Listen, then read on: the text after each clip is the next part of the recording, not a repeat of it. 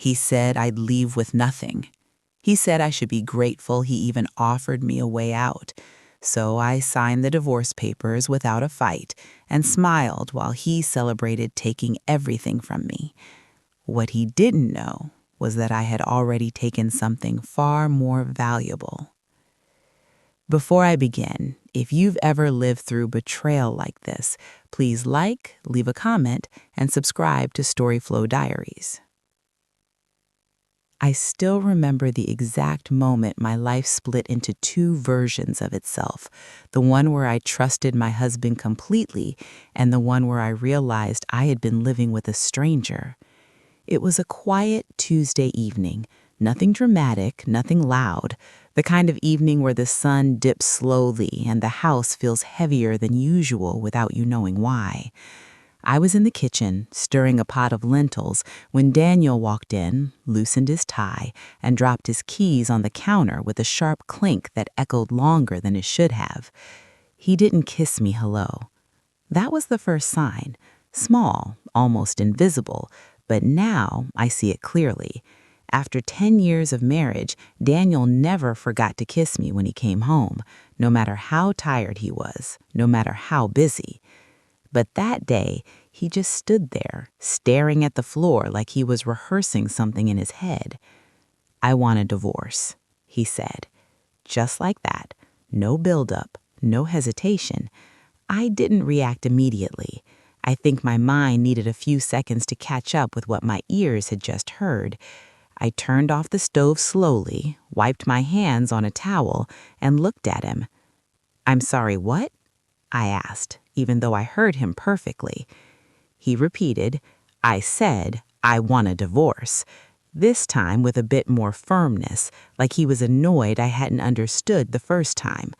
There was no emotion in his voice, no sadness, no guilt, just finality. I searched his face for some kind of crack, some sign that this was a bad joke or a moment of anger, but there was nothing. He looked calm, prepared, almost relieved. "Where is this coming from?" I asked quietly. He sighed, as if I was the one making things difficult. "It's not working anymore, Sarah. It hasn't been for a while."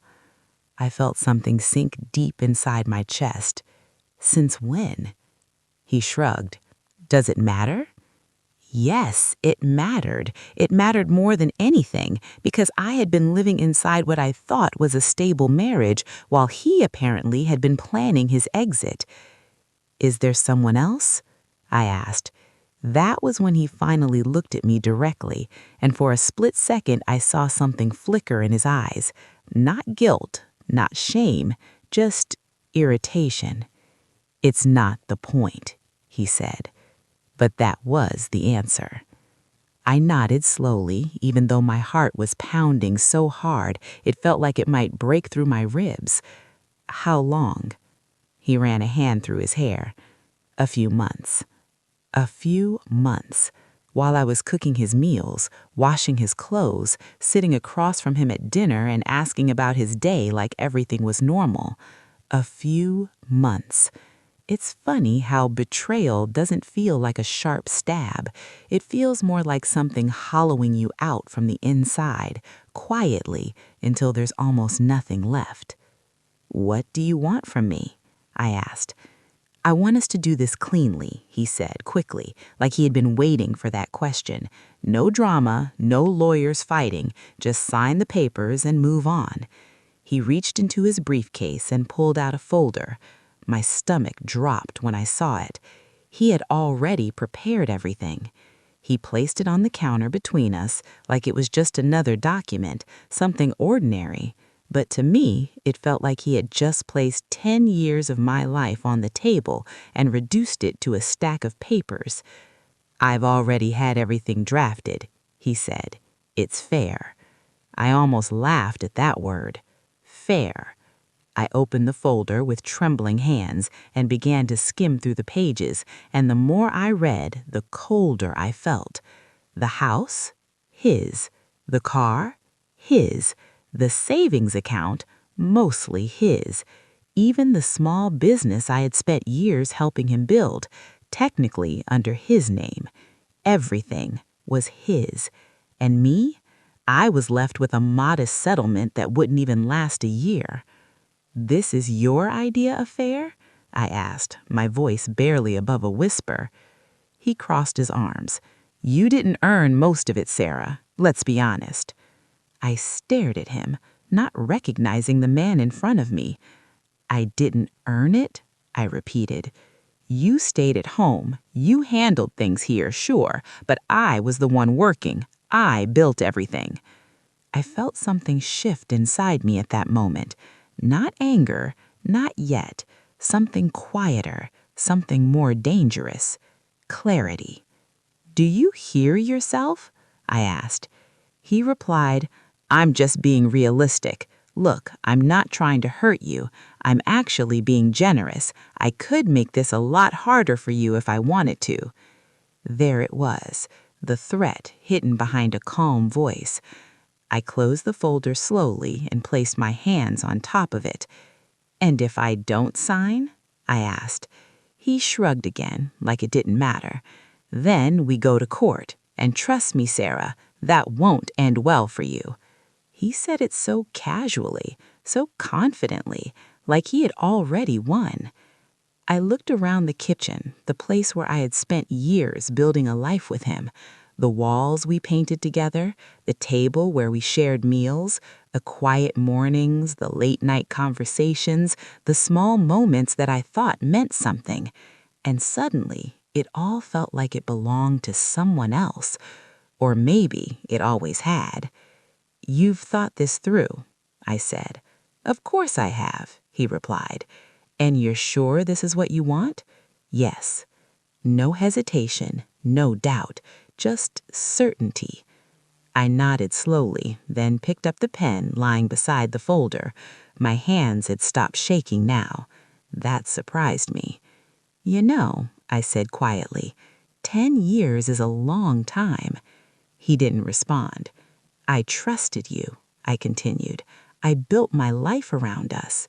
He shifted uncomfortably, but didn't interrupt. "And now you're asking me to walk away with almost nothing," I said, looking down at the papers. "I'm asking you to be reasonable," he corrected. I let out a soft breath. Then I signed. Just like that. No argument, no tears, no fight. His eyes widened slightly, clearly not expecting it to be that easy. "Wait, that's it?" he asked. I slid the papers back toward him. "That's it." He stared at me for a moment, trying to figure me out. Maybe he was waiting for me to break down, to beg, to scream, but I didn't. Instead, I gave him a small, calm smile, and for the first time that evening, he looked uneasy. "All right then," he said, clearing his throat as he gathered the papers. That was simpler than I expected. "Yes," I said softly, "it was." He hesitated for a second longer, then nodded and walked out of the kitchen, already pulling out his phone like he had someone he couldn't wait to call. I stood there alone, listening to the faint sound of his voice as he stepped outside. And that's when I finally allowed myself to feel it. Not the pain, not the heartbreak, but something else, something he hadn't seen coming. Because while Daniel believed he had just taken everything from me, he had no... I didn't cry that night. That's something people always find strange when I tell them my story. They expect tears, breakdowns, something dramatic. But the truth is, when something cuts that deep, it doesn't always bleed right away. Sometimes it numbs you first. After Daniel left the house, I walked into the living room and sat down on the couch, staring at nothing. The silence felt different now, not peaceful, not comforting, just empty. I replayed everything in my mind, not the argument, because there wasn't one, but the calmness in his voice, the way he had already planned everything, the way he had reduced our entire marriage to assets and ownership. "You didn't earn it." That line stayed with me. Not because it hurt, but because it revealed something important. That was how he saw me. Not as a partner, not as someone who stood beside him while he built his life, but as someone who simply existed in it. And that realization didn't break me. It woke me up. I stood up slowly and walked toward the hallway, my footsteps echoing softly against the floor I had cleaned 1,000 times before. Everything looked the same, but it didn't feel the same anymore. It was like walking through a memory that hadn't fully faded yet. I stopped in front of the small study room we rarely used. Except I did. Daniel never paid much attention to that room. To him, it was just a place where old files and unused furniture collected dust. But for me, it had quietly become something else over the past year. I opened the door and stepped inside, closing it gently behind me. The desk lamp cast a warm glow across the room, illuminating the laptop sitting neatly on the desk. I walked over and ran my fingers lightly across its surface before opening it. The screen flickered to life. And just like that, the version of me Daniel thought he knew disappeared completely. Because while he believed I had spent the past year simply staying at home, I had been building something, quietly, carefully, patiently. At first, it had started as something small, just a way to pass time, a way to feel like I still had control over something in my life. But over time, it had grown into something far more significant than I ever expected. Something he never noticed, something he never asked about, something he never valued, because he never saw it. I opened a folder on my laptop, and a series of documents appeared on the screen. Contracts, emails, financial records, proof. Not of revenge, but of independence. I leaned back in the chair and let out a slow breath, my eyes scanning the screen. Daniel thought he had the upper hand because everything was in his name, the house, the car, the business. But what he didn't know was that I had stopped relying on his world a long time ago, and I hadn't done it out of suspicion. I had done it out of instinct. Because somewhere deep down, maybe I had already felt the shift in him, the distance, the way he had started treating me like I was replaceable. I just hadn't wanted to believe it at the time. But belief doesn't change reality. Preparation does. The next morning, Daniel returned to collect a few things. He looked lighter, happier even, like a man who had just freed himself from a burden. "Hey," he said casually, stepping into the house like nothing had changed. "I'll grab the rest of my stuff this weekend." I nodded. "That's fine." He watched me for a moment, clearly still trying to figure out why I wasn't reacting the way he expected. "You're taking this really well," he said. I gave a small shrug. "What's the point of making it harder than it needs to be?" He smiled slightly, relieved. "Exactly. That's what I was hoping for." Of course it was. "Do you need help packing?" I asked. He chuckled. "No, I've got it." There was a brief silence before he spoke again. "I'll transfer the settlement money by the end of the week," he added, like he was doing me a favor. "Okay. And you can stay here for another month or so until you figure things out. I'm not heartless." I almost smiled at that. Not heartless. Right. "Thank you," I said calmly. He nodded, satisfied with himself, then grabbed a few files from the cabinet and headed toward the door. Just before leaving, he paused. "You'll be okay, Sarah. You're strong." I looked at him, really looked at him this time, and realized something strange. For the first time in years, I felt nothing. "No," I said quietly. "I'll be more than okay." He didn't catch the meaning behind my words, or maybe he just didn't care.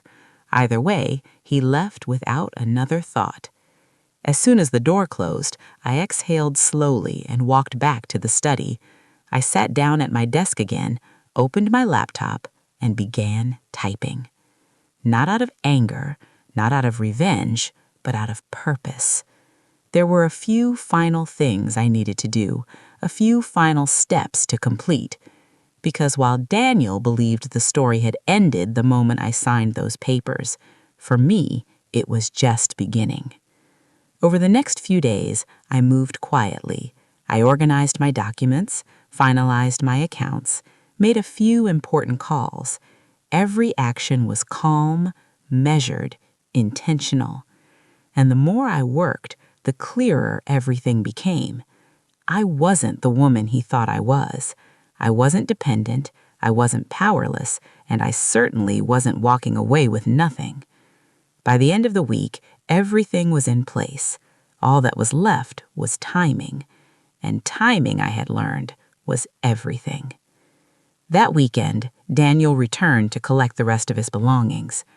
But this time, he didn't come alone. She was with him. I saw them through the window before they even reached the door. A younger woman, confident, smiling, holding on to him like she had already claimed him completely. I felt a brief flicker in my chest. Not jealousy, just closure. So this was the few months. I opened the door before they could knock. "Hi," I said calmly. Daniel looked slightly surprised, but quickly recovered. "Hey, this is—" "I know," I said gently, cutting him off. The woman looked at me, a bit unsure, like she didn't expect me to be this composed. "Nice to meet you," I added calmly. She nodded awkwardly. "You too." Daniel cleared his throat. "We'll just grab my things." "Of course," I said, stepping aside. As they walked in, I watched them carefully.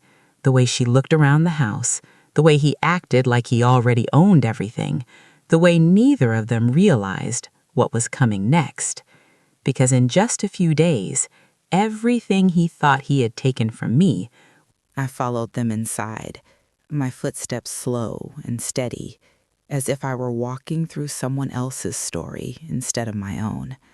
The house felt unfamiliar now, like it had already begun detaching itself from me, piece by piece. She moved ahead of Daniel, her eyes scanning everything with quiet curiosity. I noticed the way her gaze lingered on the furniture, the framed photos, the details I had carefully chosen over the years. There was something almost calculating in it. Not cruel, not obvious, just evaluating. Daniel, on the other hand, walked with confidence, ownership, like the house had already shifted entirely into his world, and I was just temporarily occupying space that no longer belonged to me. "I'll start with the bedroom," he said, not even looking at me. "Go ahead," I replied calmly. They disappeared down the hallway together, their voices low and indistinct. I didn't follow. Instead, I stayed in the living room, standing still for a moment before slowly sitting down on the couch. I let my fingers trace the fabric absent-mindedly. 10 years. It's strange how a decade of memories can be reduced to silence so quickly. But I wasn't thinking about the past anymore. I was thinking about what came next. A few minutes later, I heard footsteps returning. Daniel walked in carrying a box, while she followed behind, holding a smaller one. "Do you mind if we take this lamp too?" she asked suddenly, gesturing toward the corner. I looked at her for a moment. It wasn't the question that caught my attention. It was the tone. Casual, almost like she was already settling in. "Take whatever you want," I said softly. Daniel glanced at me, a flicker of something crossing his face. Maybe surprise, maybe discomfort, but it passed quickly. "Thanks," he muttered. They continued moving back and forth, packing things, talking quietly between themselves. I stayed where I was, observing, saying nothing unless spoken to. At one point, she picked up a framed photograph from the shelf. It was from our 5th anniversary. Daniel and I were standing by the ocean, smiling at the camera, his arm wrapped around me. She studied it for a second. Then she looked at me. "You can keep this if you want," she said, her voice softer now. I held her gaze. "No," I replied. "You can have it." Her expression shifted slightly, as if she didn't expect that answer. "Are you sure?" she asked. "Yes," I said. "I don't need reminders." That seemed to settle something in her. She nodded and placed the photo into the box. Daniel didn't say anything, but I noticed the way his jaw tightened. Good. Let him feel something, even if it was just a fraction of what he discarded so easily. As the hours passed, the house began to empty. Drawers cleared, closets opened and stripped, shelves reduced to bare surfaces. It was like watching a life being erased in real time. And yet, I felt lighter with each passing minute. Not because I was losing things, but because I was letting them go. By late afternoon, most of Daniel's belongings were packed and ready. He stood near the door, looking around one last time. "Guess that's everything," he said. "Looks like it," I replied. There was a pause, an awkward one, the kind that usually fills itself with forced words or unfinished emotions, but neither of us reached for that. Finally, he spoke again. "I'll come by next week to finalize a few things, paperwork, utilities, stuff like that." "Okay. And you should start thinking about where you're going to stay. A month goes by fast." I almost smiled. "I'll be fine." He nodded, though I could tell he didn't fully believe it. That was the thing about Daniel. He didn't see what wasn't directly in front of him, and right now, all he saw was a woman who had just lost everything. He had no idea he was looking at someone who had already rebuilt her life without him. "All right, then." He picked up the last box. "Take care of yourself. You too." She gave me a small, polite smile before following him out the door. And just like that, they were gone. The silence that followed felt different this time. Not empty, not heavy, just quiet. I stood there for a moment, then slowly walked to the door and closed it. I didn't lock it right away. Instead, I rested my hand against it and let out a long, steady breath. It was done, or at least this part of it was. I turned and looked around the living room again. It was nearly unrecognizable now, but instead of sadness, I felt something unexpected. Relief, because for the first time in a long time, this space felt like it belonged to me again. That evening, I returned to the study, my sanctuary, my secret, the one place Daniel had never truly entered even when he physically walked past it. I sat down at my desk and opened my laptop. The screen lit up, and with it, the life I had built quietly over the past year. Emails flooded in, notifications, updates, everything moving, growing, expanding, without his knowledge. I clicked through them methodically, reviewing details, confirming timelines, finalizing the last pieces. Everything was aligned. Everything was ready. All that remained was one final step, one final moment, and it was coming sooner than Daniel expected. The next few days passed quickly, too quickly. I packed my own belongings, though there weren't many left to gather. I made arrangements, signed a few documents of my own, and with each step, I felt more certain, more grounded, more in control. Then, on the fourth day after Daniel moved out, I received a message from him. "Transfer complete. Check your account." I opened my banking app and saw the amount, just as promised, just as calculated, just as limited. I stared at the number for a moment. Then I closed the app, because that money wasn't going to define anything about my future anymore. Not anymore. Later that evening, I sat at my desk again, my fingers hovering over the keyboard. This was it, the moment where everything shifted, not emotionally, not symbolically, but legally, real, permanent. I took a deep breath and clicked send. And with that single action, the balance of everything Daniel thought he controlled started to change. He just didn't know it yet. The morning after I sent that email, I woke up earlier than usual. Not because I had to, but because something inside me had already shifted into motion and rest no longer felt necessary. There's a certain kind of clarity that comes when you know you've made a decision that cannot be undone. It's not loud or overwhelming. It's quiet, grounded, almost calm. I made myself a cup of tea and sat by the window, watching the sunlight slowly fill the empty spaces of the living room. Without Daniel's things, the house echoed differently now. Every small movement carried further, every breath felt more noticeable. But I didn't feel alone. I felt present. For the first time in years, I wasn't adjusting myself around someone else's expectations. I wasn't waiting for approval. I wasn't trying to maintain something that had already been slipping away. I was simply existing and preparing. Around mid-morning, my phone buzzed. Daniel. I looked at the screen for a few seconds before answering. Hello? What did you send me? His voice came through, sharp and tight. I leaned back in my chair, my tone steady. Good morning to you too. Sarah, don't do that, he snapped. I'm serious. What is this email? So he had seen it. Good. It's just documentation, I said calmly. You should read it carefully. I did read it, he said, his frustration barely contained. And it doesn't make any sense. What business are you talking about? I let a small pause settle between us.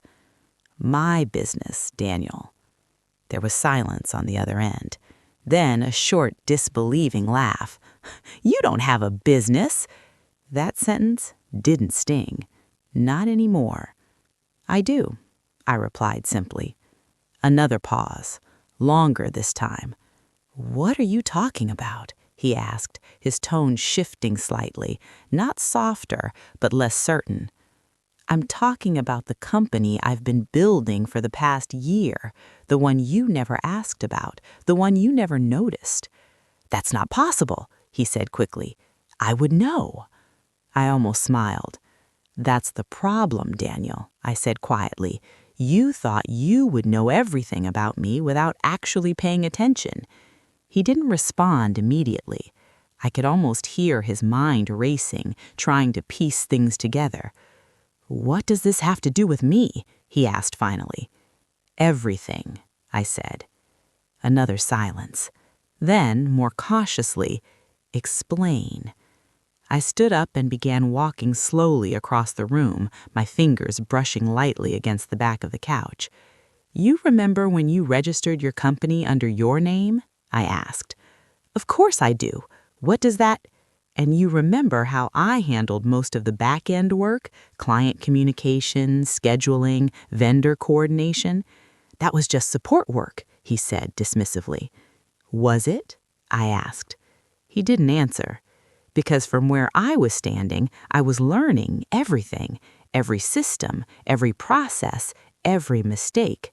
You're not making any sense, he said, his voice tightening again. Get to the point. I am, I said calmly. The point is, I didn't just help you build your business, Daniel. I learned how to build one of my own. There it was, the truth laid out plainly. You're bluffing, he said after a moment. This is some kind of emotional reaction. You're trying to scare me. I'm not trying to scare you. I'm informing you. About what? He demanded. About the fact that several of the clients you think are exclusively yours have already signed contracts with me. Silence.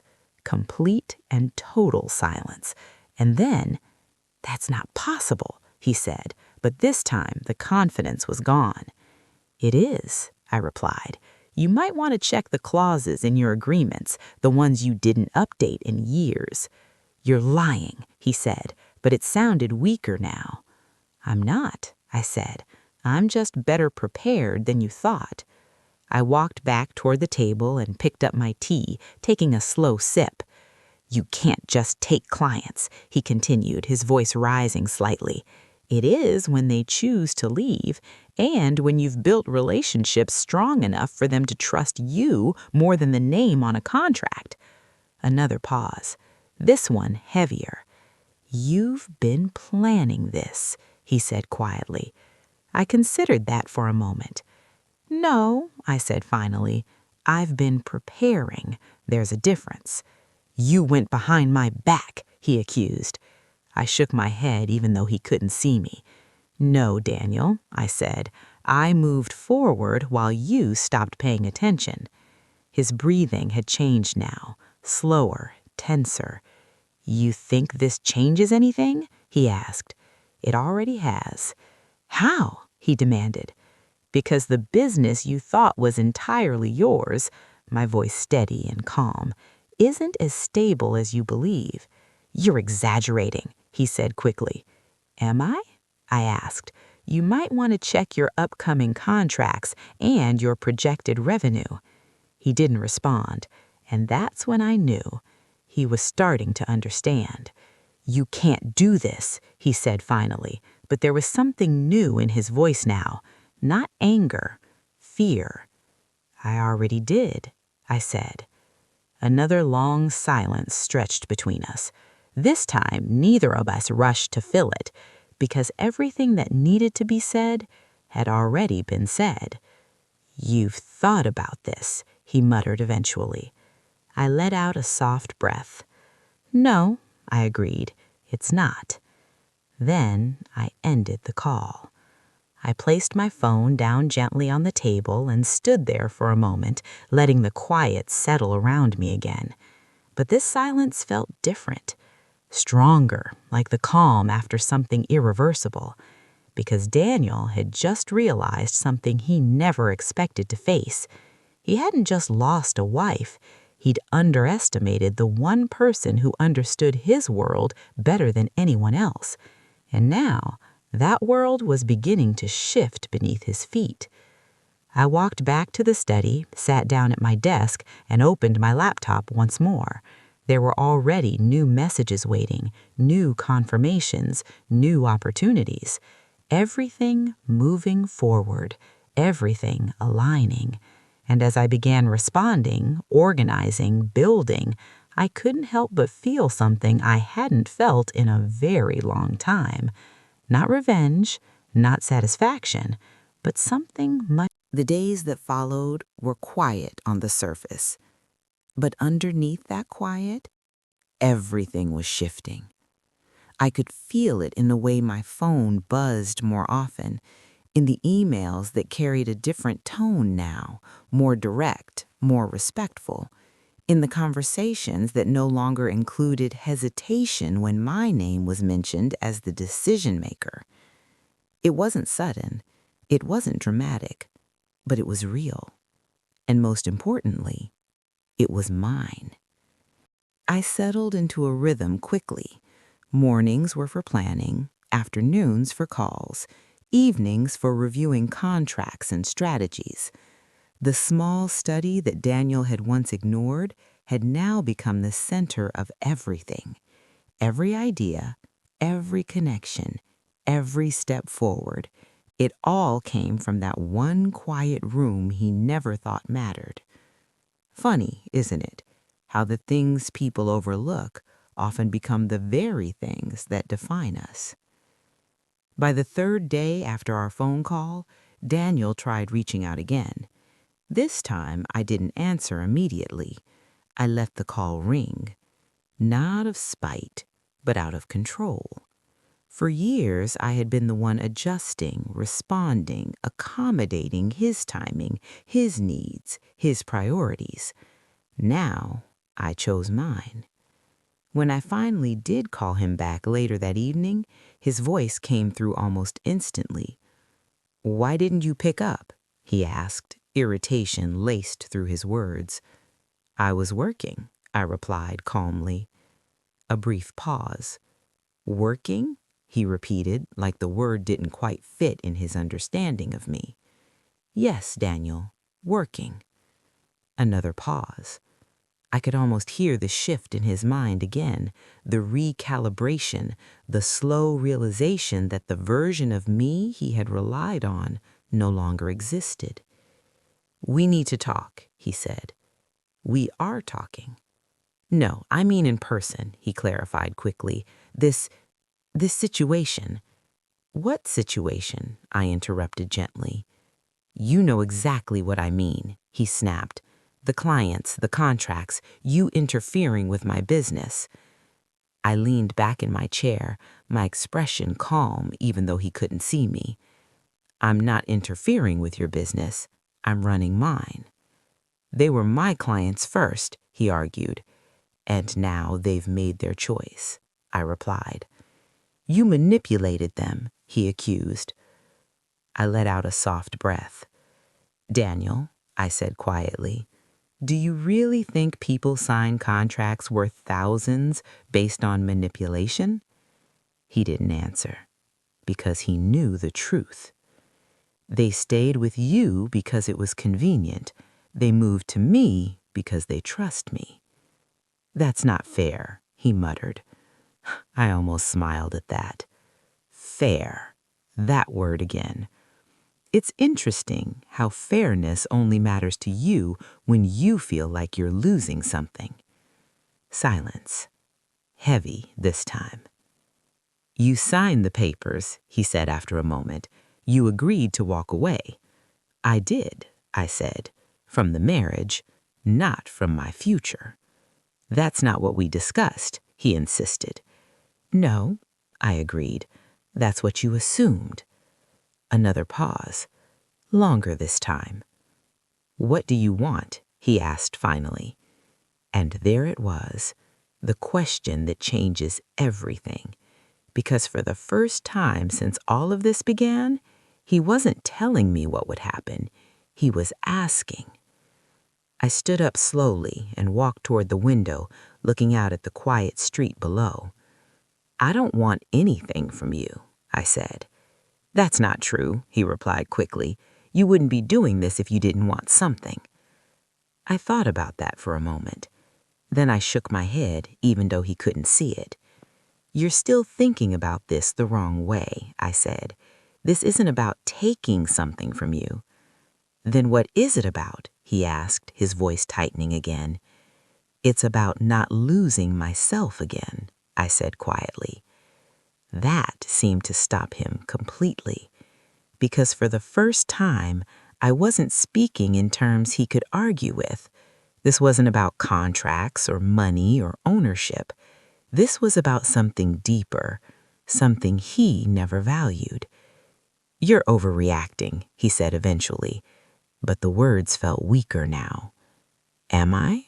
Or are you just not used to seeing me this way?" He didn't respond.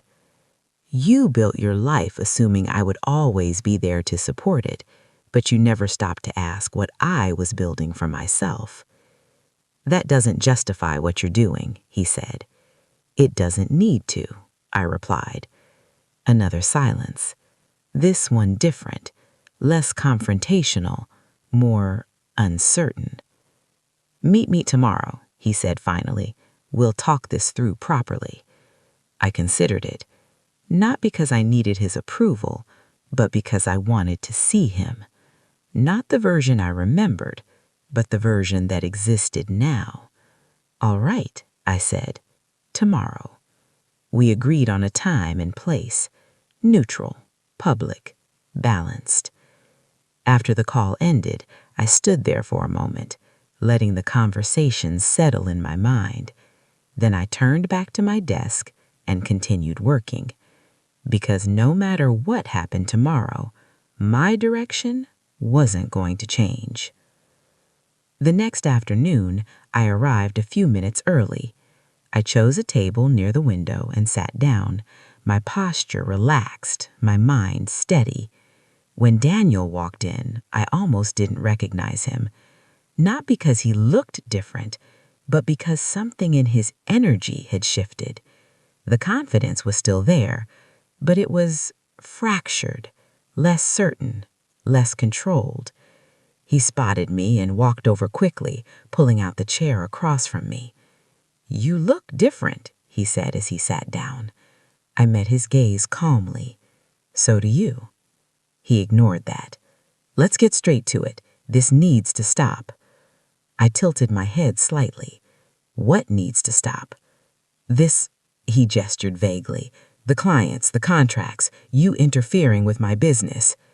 "My work," I interrupted gently. He clenched his jaw. "You know exactly what I mean." "I do," I said. "I just want to hear you say it clearly." He exhaled sharply. "You're taking business away from me." I nodded slowly. "And that bothers you?" "Of course it bothers me," he snapped. "It's my company." I held his gaze. "Then maybe you should have protected it better," I said softly. That hit him. I could see it. "You're doing this on purpose," he said. "Yes," I replied. The honesty caught him off guard. "Why?" he demanded. I leaned forward slightly, my voice calm, steady, unwavering. "Because for years I built something with you, and you made me feel like I contributed nothing. So now I'm building something without you, and this time it's undeniable." He stared at me, searching for something, anger, bitterness, regret. But he didn't find it, because it wasn't there. What he saw instead was certainty, and that was something. Daniel leaned back in his chair, staring at me like he was trying to piece together a puzzle that refused to make sense. For years, he had known exactly how to handle me, or at least, he thought he did. Back then, I was predictable. I avoided conflict, I explained myself, I tried to keep things balanced even when it meant shrinking parts of myself to make room for him. But the woman sitting in front of him now didn't do any of that, and that unsettled him. "You're making a mistake," he said finally, his voice quieter but more deliberate. "You're letting emotions drive business decisions." I shook my head slowly. "No," I replied. "I'm letting experience guide them." He scoffed lightly. "You think you understand how this works?"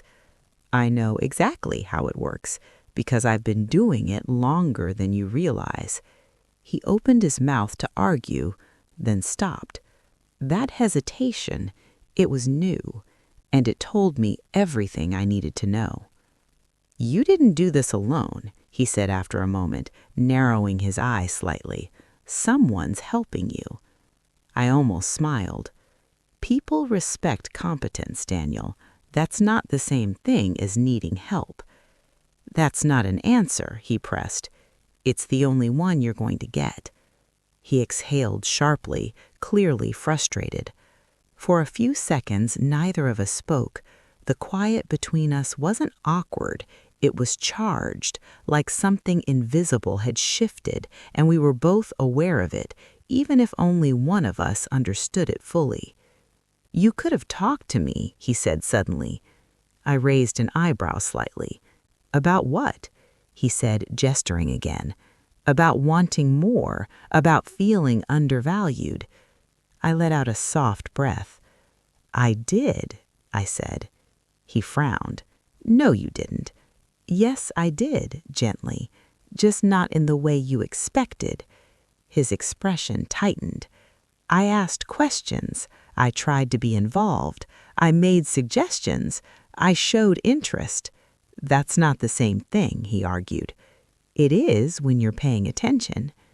That landed, harder than anything else I'd said so far, because deep down, he knew it was true.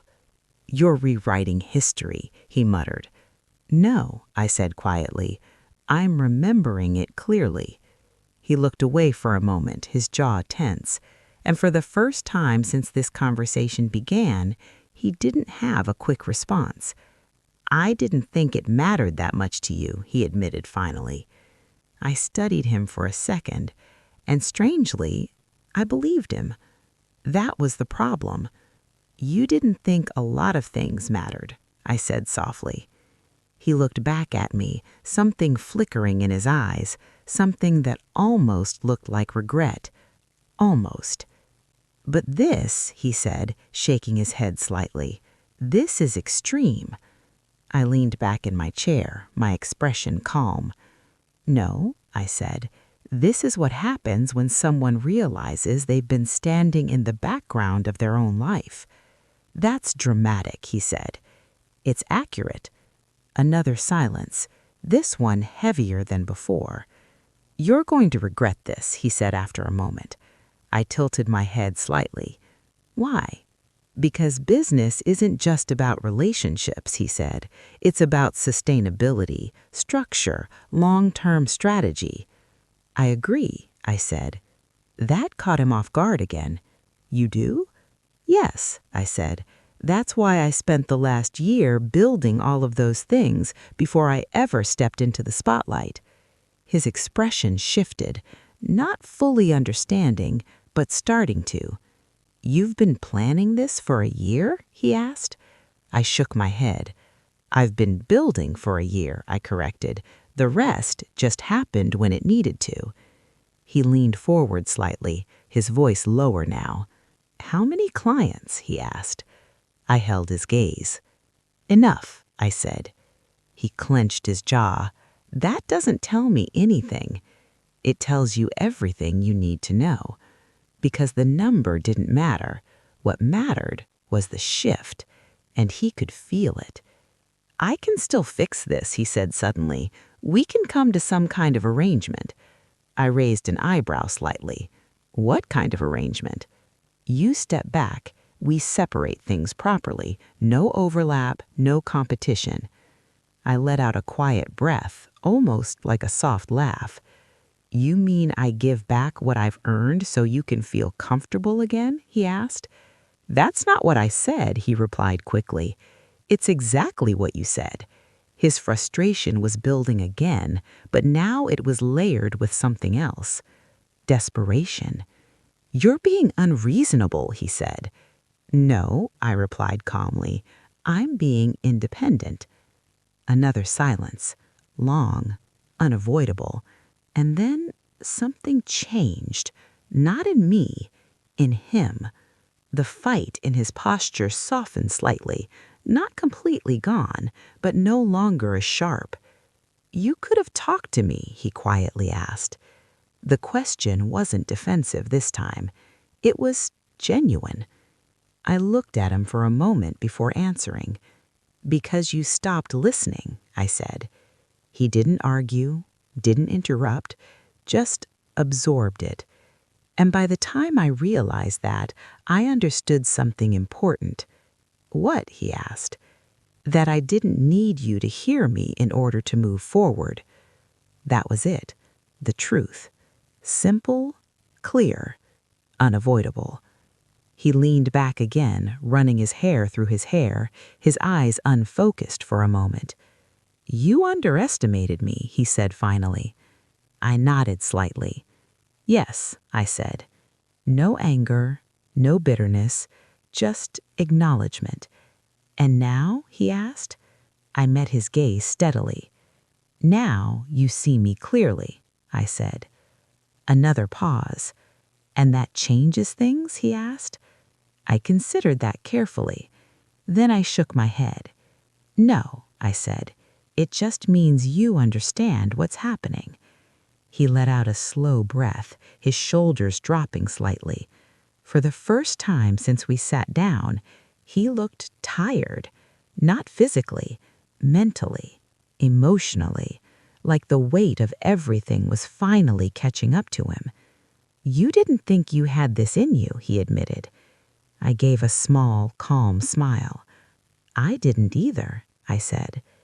And that was the truth, because sometimes You don't know who you are until someone forces you to stand on your own.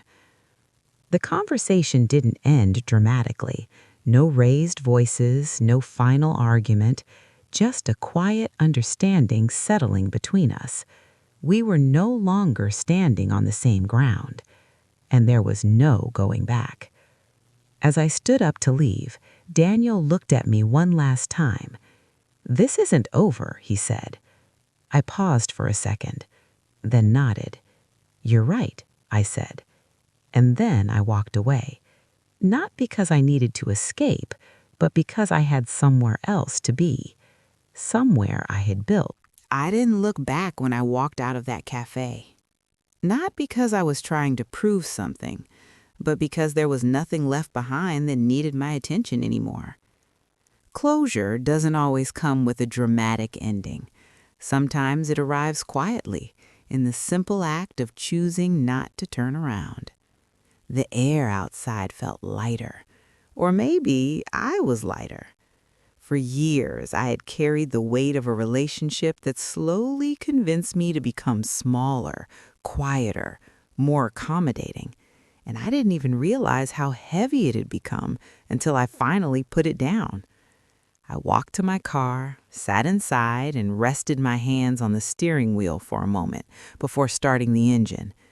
There was no rush, no urgency, just a calm sense of direction. The next few weeks unfolded in a way that felt almost surreal, not because everything was perfect, but because everything was finally aligned. My work continued to grow steadily. New clients came in, not through luck, but through recommendations. People trusted what I brought to the table because I understood the details most others overlooked. I didn't just offer services, I offered clarity, structure, and consistency. Things Daniel used to dismiss, things that now defined my success. I moved into a smaller place across town. It wasn't extravagant, it wasn't filled with expensive furniture or decorative pieces, but it was mine.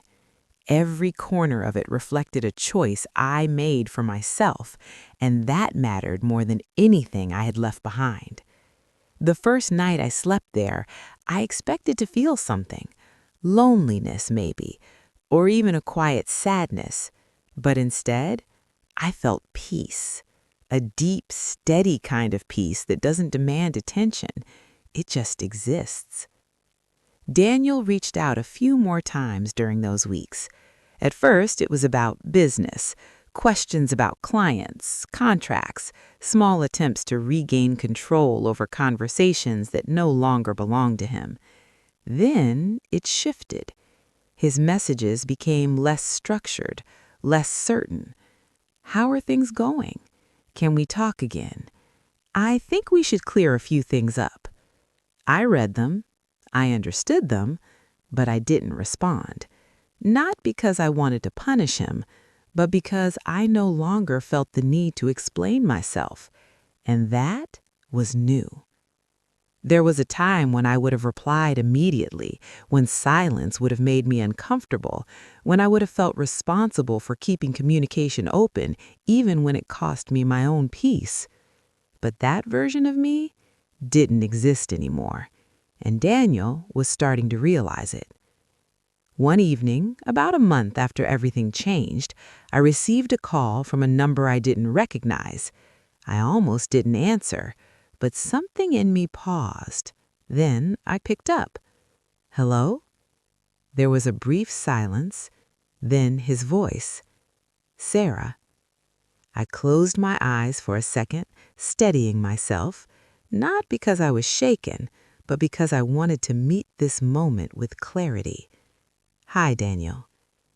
"I didn't think you'd answer," he said. "I almost didn't," I replied honestly. A soft exhale came through the line. "I've been trying to reach you," he said. "I know. Why didn't you respond?" I leaned back slightly in my chair, my gaze drifting toward the window. "Because I didn't need to," I said. That quiet truth settled between us. "I just wanted to talk," he said. "About what?" A pause. Then, more quietly, about everything. I considered that for a moment. Everything has already been said, I replied. No, he said quickly, not like this. Like what? I asked. Without all the tension, without the conflict. I almost smiled. There's no conflict on my side, Daniel, I said gently. That stopped him. I didn't expect things to turn out like this, he admitted. I know, I said. I thought, he hesitated, searching for the right words. I thought you'd fight me, or break down, or something. I let out a soft breath. That's what you were prepared for, I said. Yes, he admitted. But you weren't prepared for me to move forward, I added. Silence. Heavy. Honest. I see that now, he said. There was something different in his voice this time. Not frustration, not control, something quieter, something closer to acceptance. I've been thinking a lot, he continued, about how things ended, about how I handled everything. I didn't interrupt. You weren't fair to me, he said. The words hung in the air for a moment, not because they were dramatic, but because they were late. I know, I said softly. Another pause. I didn't value what you brought into my life, not just the business, everything. I listened, not because I needed the apology, but because I wanted to hear it fully. I see that now, he said again, and this time I believed him. But belief didn't change anything. I'm glad you understand that, I replied. That's it? He asked, a hint of confusion in his voice. That's all you have to say? I thought about it for a second. Then I nodded, even though he couldn't see me. Yes, I said. Another silence. You don't feel anything? He asked. I smiled slightly, not out of amusement, but out of clarity. I feel a lot of things, I said. Like what? He asked. Peace, I answered. That word lingered between us, and for the first time, he didn't try to argue with it. I don't think I'll ever fully understand you, he said quietly. I leaned my head back against the chair. You don't have to, I replied. Another pause. Then, almost reluctantly, Are you happy? I looked around my small apartment, the soft light, the quiet, the life I had built from the ground up. Yes, I said, I am. And that was the truth. Not exaggerated, not forced, just real. He let out a slow breath. I'm glad, he said. And for the first time since all of this began, it sounded genuine. We didn't speak much after that. There was nothing left to dissect, nothing left to fix. Some endings don't need closure through words. They close themselves when both people finally see the truth. I should go, I said gently. Yeah, he replied. A brief pause, then, take care of yourself, Sarah. I held the phone for a moment before responding. You too, Daniel. And then I ended the call. Not with hesitation, not with regret, but with certainty. I placed my phone down and sat there for a while, letting the quiet settle around me once more. And in that quiet, I realized something important. This wasn't just the end of a marriage. It was the beginning of a life I had never been allowed to fully step into before. And now, there was nothing holding me back. The last time I heard Daniel's voice, there was no anger in it, no control, no certainty, just acceptance. And strangely, that was enough. Not because I needed his acknowledgement to move on, but because it marked something final, a quiet closing of a chapter that had once defined me but no longer did. Life didn't suddenly become perfect after that. There were still long days, still moments of doubt, still nights where I sat alone thinking about how everything had unfolded so quickly. But those moments didn't pull me backward. They grounded me. They reminded me of where I had been and how far I had come. A few months passed, and with each one, my world expanded in ways I hadn't imagined before. My business didn't just survive, it grew. Not explosively, not in a way that felt overwhelming or unstable, but steadily, strongly. Clients who had once hesitated now committed long-term. New opportunities came through referrals, through reputation, through the quiet consistency I had built from the ground up. I didn't rush anything. I didn't chase validation. I simply focused on doing the work the right way. And people noticed. More importantly, I noticed, because for the first time in my life, I wasn't measuring my worth by someone else's recognition. I was defining it myself.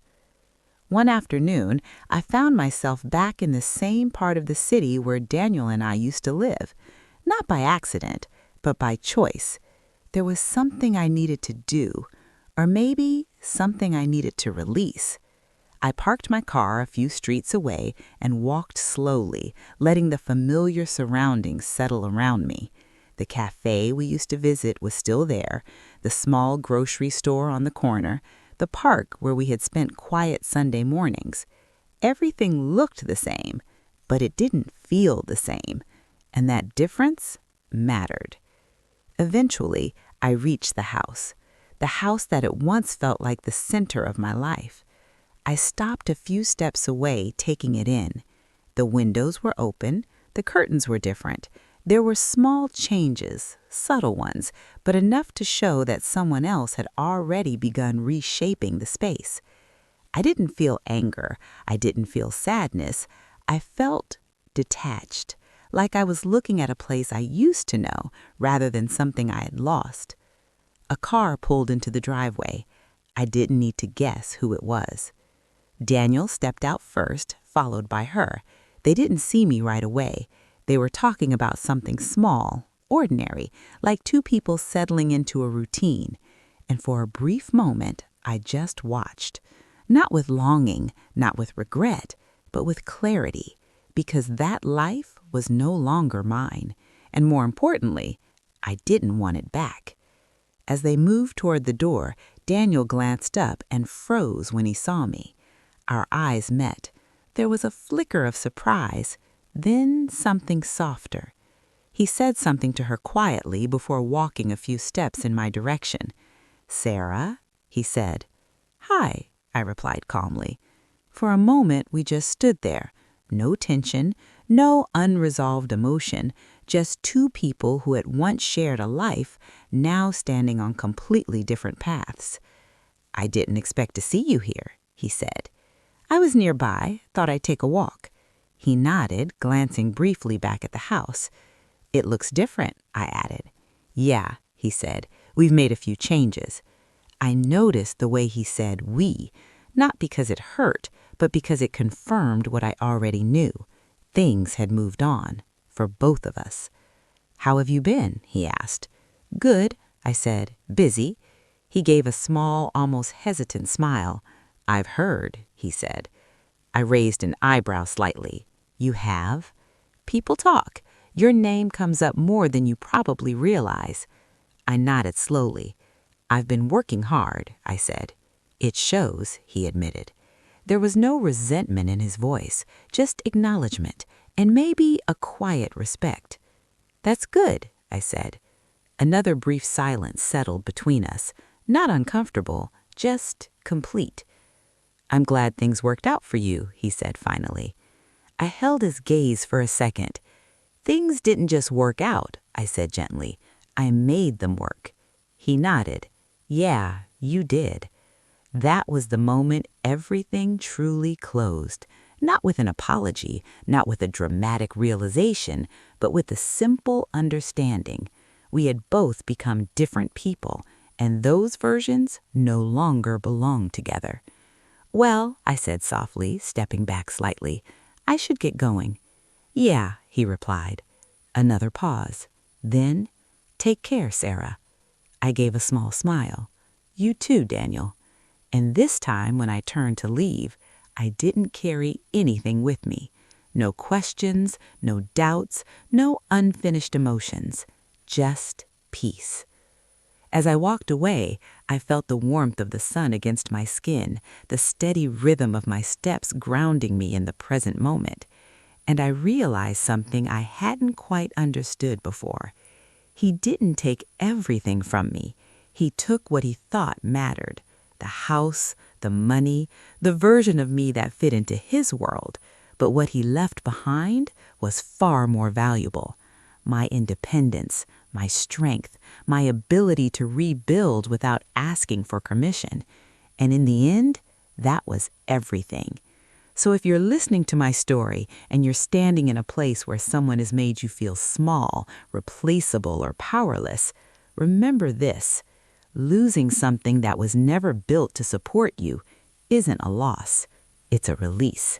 And sometimes the moment someone thinks they've taken everything from you is the exact moment you begin to gain it all.